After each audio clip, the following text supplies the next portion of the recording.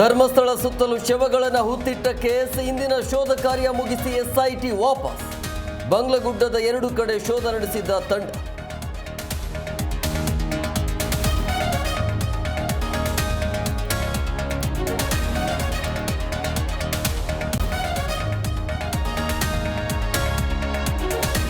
ಒಳ ಮೀಸಲಾತಿ ವರದಿ ಅಂಗೀಕಾರಕ್ಕೆ ಸ್ವಾಮೀಜಿ ವಿರೋಧ, ಯಾರಿಗೂ ಅನ್ಯಾಯ ಆಗದಂತೆ ಪರಿಶೀಲಿಸಿ ತರಾತುರಿ ಬೇಡವೆಂದ ಬೋವಿ ಪೀಠದ ಶ್ರೀಗಳು.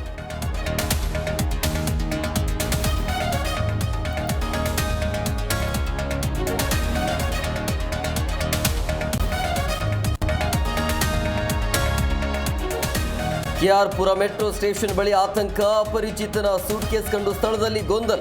ಸ್ಥಳಕ್ಕೆ ಆಗಮಿಸಿ ಗೊಂದಲ ನಿವಾರಿಸಿದ ಪೊಲೀಸರು.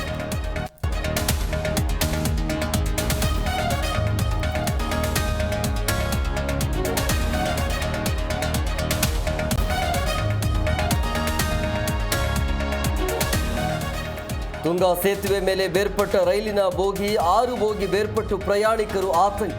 ಶಿವಮೊಗ್ಗದ ಹೊಳೆ ಬಸ್ ಸ್ಟ್ಯಾಂಡ್ ಬಳಿ ಸಮಸ್ಯೆ.